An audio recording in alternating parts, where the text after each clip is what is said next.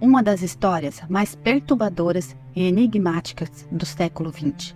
Nascidas na França, essas duas irmãs se tornaram notórias em 1933, quando um terrível, sangrento assassinato chocou a sociedade francesa. O assassinato brutal de sua empregadora e sua filha, ocorrido em Le Mans, deixou o país atordoado e intrigado, despertando a curiosidade do mundo todo. Por trás dessa trágica ocorrência, escondia-se uma relação complexa entre as irmãs Papin, que viviam juntas e tinham uma ligação aparentemente inexplicável. Como empregadas domésticas, as duas pareciam levar uma vida comum, mas a tragédia que desencadearam revelou um lado sombrio e misterioso de suas personalidades. Olá, sou Marisa e agradeço de coração sua presença. E participe do canal sendo meu inscrito. Sem rodeios, vamos ao vídeo de hoje?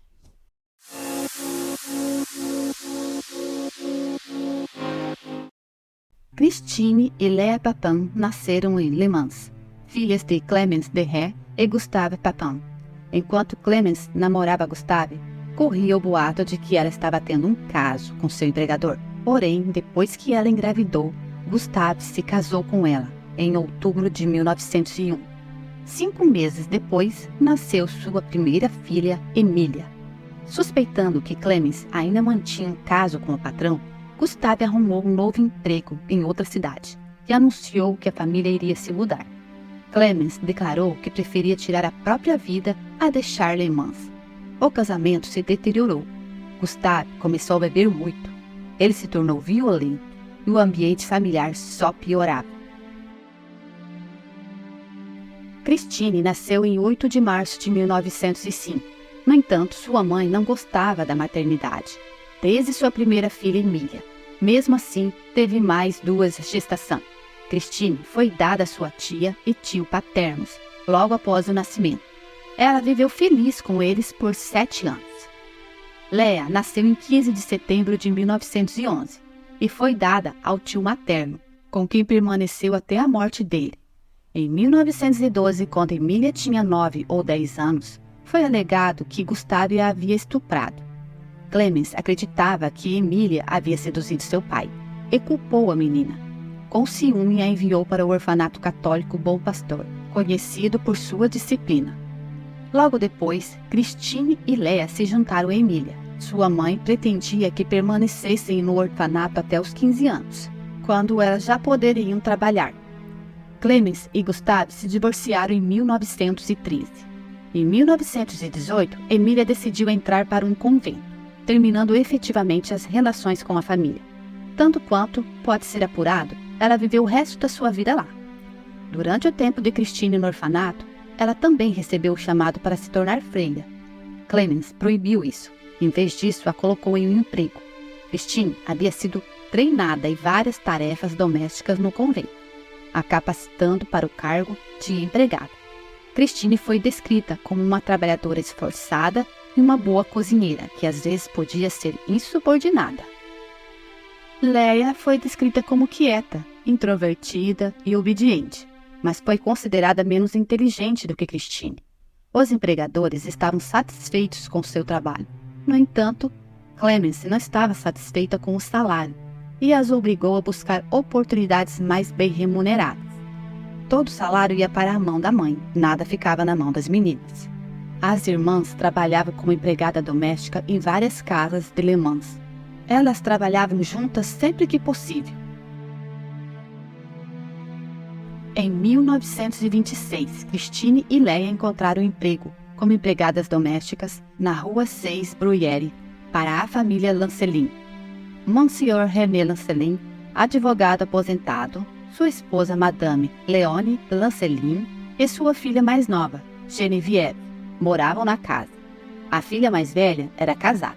Depois de alguns meses de excelente serviço, Christine convenceu Madame Lancelin a contratar Léa como camareira. As irmãs Papin dedicaram suas vidas a trabalhar longos dias fazendo seu trabalho.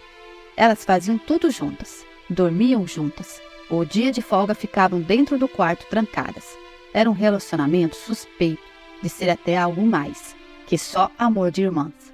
No entanto, alguns anos depois que Christine e Léa começaram a trabalhar para a família, Madame Leonis desenvolveu depressão e as Papin se tornaram o alvo de sua doença mental. Ela começou a examinar a limpeza, passou a criticar o trabalho feito. Houve várias ocasiões em que Madame Lancelin supostamente as agrediu fisicamente. O abuso piorou. No auge, ela batia a cabeça das irmãs contra a parede.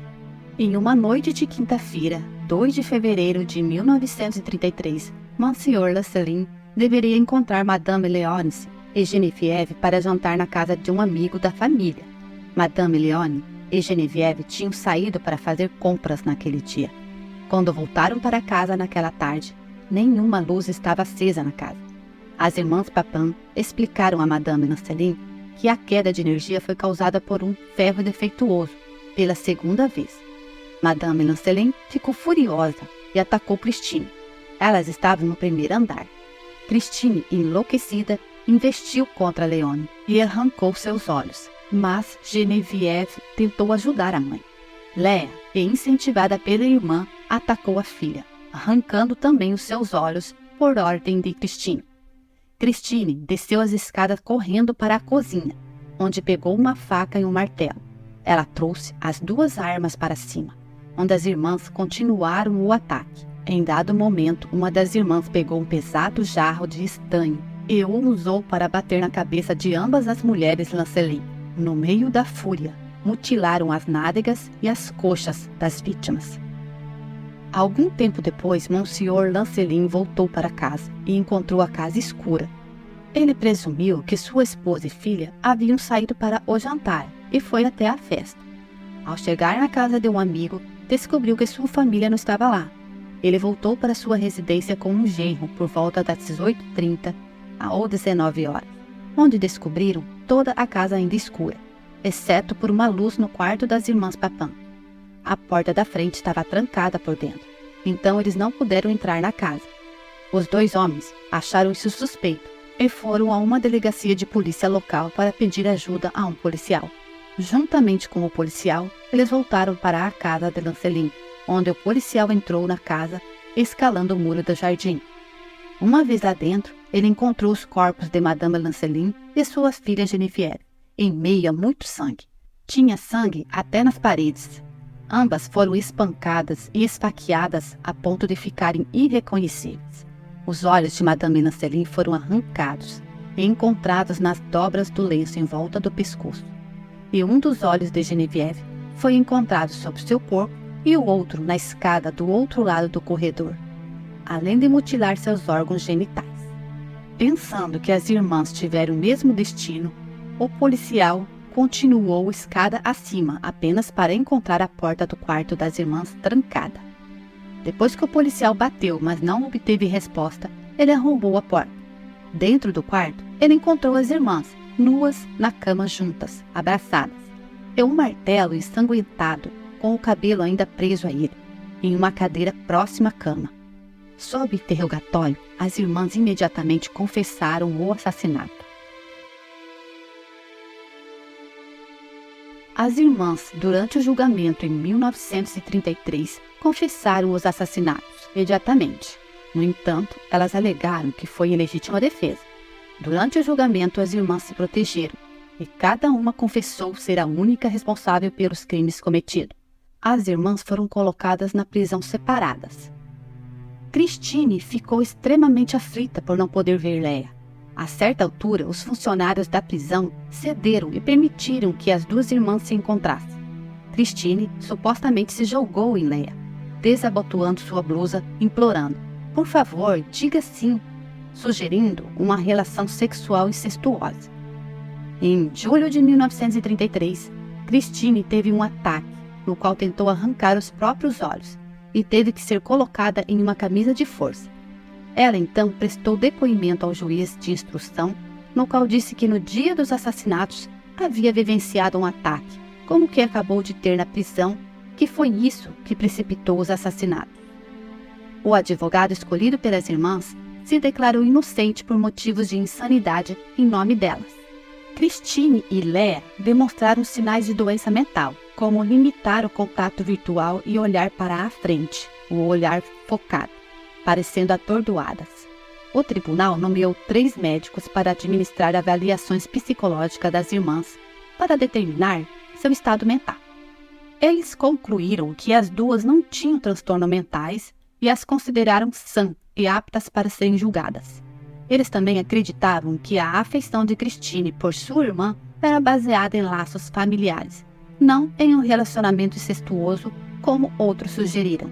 No entanto, durante o julgamento de setembro de 1933, o testemunho médico observou um histórico de doença mental na família. O tio delas havia morrido por suicídio, enquanto um primo vivia em um hospício. A comunidade psicológica lutou e debateu sobre um diagnóstico para as irmãs.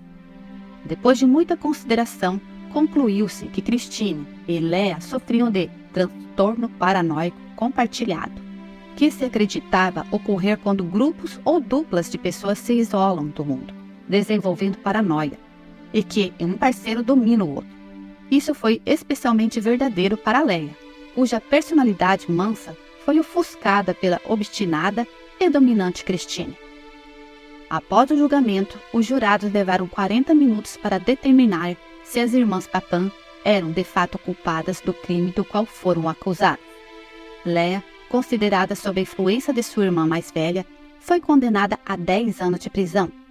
Christine foi inicialmente condenada à morte na guilhotina, embora essa sentença tenha sido posteriormente comutada para a prisão perpétua. A separação de Leah foi demais para Christine. Sua condição deteriorou rapidamente, depois que elas se separaram. Ela havia escrito várias cartas implorando para ficar com Leah. No entanto, seu desejo não foi atendido. Ela experimentou crises de depressão e loucura, recusando-se a comer.